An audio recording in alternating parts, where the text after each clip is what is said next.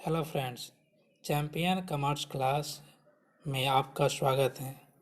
अगर आपने इस चैनल को सब्सक्राइब नहीं किए हैं तो इस चैनल को सब्सक्राइब कर ले और बेल आइकन को दबाना नहीं भूलें ताकि आपके पास इस चैनल का नोटिफिकेशन आपको मिलता रहे।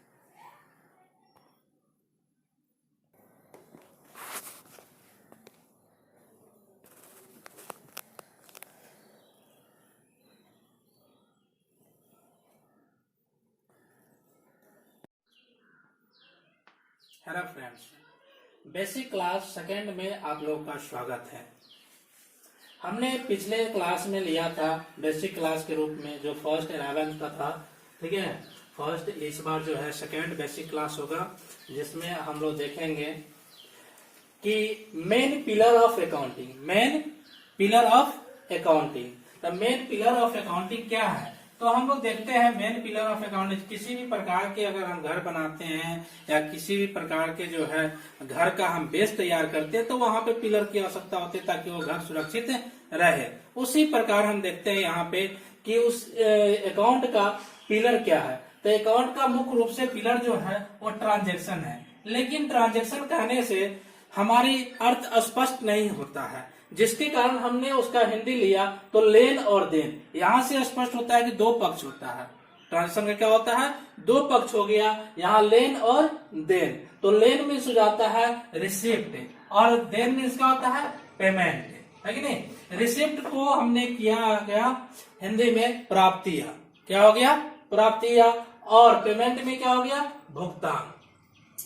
प्राप्तिया यानी किसी भी वस्तु को हम जब बेचते हैं खरीदते हैं तो उस समय हम क्या करते हैं? रिसीव करते हैं या देते हैं। दो ही काम होता है दो पक्ष के बीच में, या तो कोई लेने वाला होगा या देने वाला होगा, या कोई प्राप्त करेगा कोई भुगतान करेगा।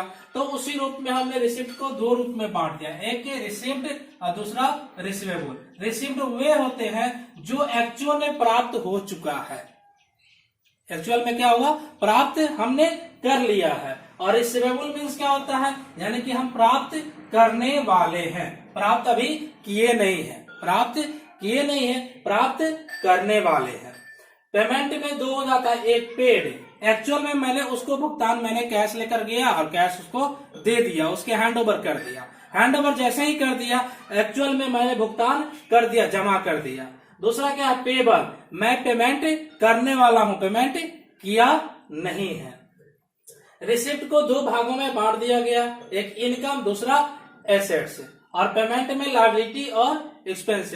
हम जब भी रिसिप्ट करेंगे तो दो मद का पेमेंट लेंगे, दो मद मुझे मिलेगा। एक इनकम के रूप में हम किसी से पैसा ले रहे हैं या कोई भी वस्तु ले रहे हैं तो किस रूप में ले रहे हैं? या तो हम इनकम के रूप में ले रहे हैं या तो उसको एसेट्स के हम कभी दिए होंगे तो हम वो प्राप्त कर रहे हैं, कभी हम उसको दिए होंगे तो वो मुझे आज मिल रहा है तो संपत्ति हो जाएगा, ठीक है। उसके आप पेमेंट के रूप में क्या होगा? या तो लायबिलिटी होगी, पेबल क्या है? लायबिलिटी। और पेड क्या हुआ?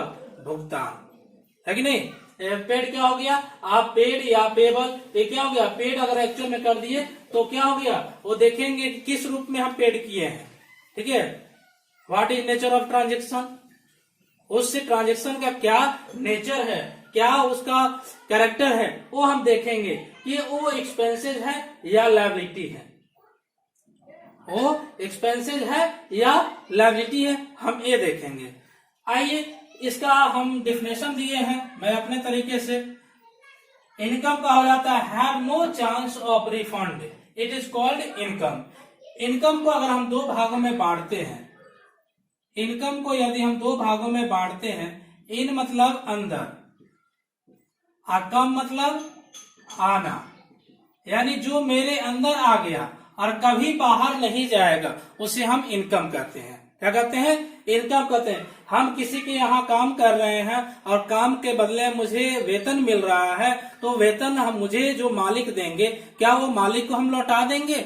नहीं लौटाएंगे। और जब नहीं लौटाएंगे तो have no chance of refund. Refund मतलब क्या होता है? लौटाना। It is called of income. वह क्या हो गया मेरे लिए? इनकम हो गया। Assets, have chance of recovery, it is called assets. यानी वैसी मुद्रा या वैसे ट्रांजेक्शन जिसके अंतर्गत हम किसी से वसूली करते हैं। वसूली मतलब क्या, उससे वसूल कर सकते हैं, प्राप्त कर सकते हैं। तो प्राप्त करने वाले ट्रांजेक्शन को हम क्या कहते हैं, एसेट कहते हैं। क्या कहते हैं, assets. Liability have chance of refund, it is called liability. यानी हम किसी से लेंगे और लौटाने के उद्देश्य से हम लेंगे कि आज हम मुझे दो पैसा, कल हम तुम्हें दे देंगे। लेकिन इनकम में वैसा नहीं है कि आज दो, तू आज वेतन दो, हम कल तुमको लौटा देंगे, ऐसा नहीं है। लेकिन लायबिलिटी में ऐसा है कि आप आज लोगे और कल लौटाने का संभावना रहेगा, या उस उद्देश्य से आप लेते हो, तो उसको हम क्या कहते हैं, लायबिलिटी कहते हैं। Have chance of refund, it is called क्या, लायबिलिटी। यानी वैसी ट्रांजेक्शन जिसका उद्देश्य इन फ्यूचर में, भविष्य में लौटाने का उद्देश्य होता हो, उसको हम क्या कहते हैं, लायबिलिटी कहते हैं। Expenses have no chance of recovery, it is called क्या, एक्सपेंसेस। यानी वैसी राशि जिसको हम वसूली नहीं कर सकते हैं। जैसे गए आप दुकान, और दुकान जाने के बाद आपने 2 समोसा खा लिया, 10 रुपये आपने उसको दे दिया, तो क्या उस समोसा खाने के बाद आप 10 रुपया वापस ले सकते हैं क्या, नहीं ले सकते हैं, क्योंकि उसके बदले में बेनिफिट मिल चुका है। जब उसके बदले में बेनिफिट नहीं मिलता तो हम उससे वसूली कर सकते हैं थे। लेकिन जब उसके बदले में बेनिफिट मुझे मिल चुका है तो हम उससे वसूली नहीं कर सकते हैं। वो मेरे लिए राशि क्या हो जाएगी, एक्सपेंसेस हो जाएगा। क्या हो जाएगा, एक्सपेंसेस हो जाएगा। तो आज का सेकेंड क्लास जो आपका बेसिक का रहा वो ये है, जो हम थर्ड क्लास में फिर से चर्चा करेंगे। और यदि किसी प्रकार के फर्स्ट और सेकेंड बेसिक क्लास में समस्या हो तो आप कमेंट बॉक्स में आप अपनी समस्या को बता सकते हैं। मैं अगले क्लास में उस समस्या को समाधान करूंगा। Thank you.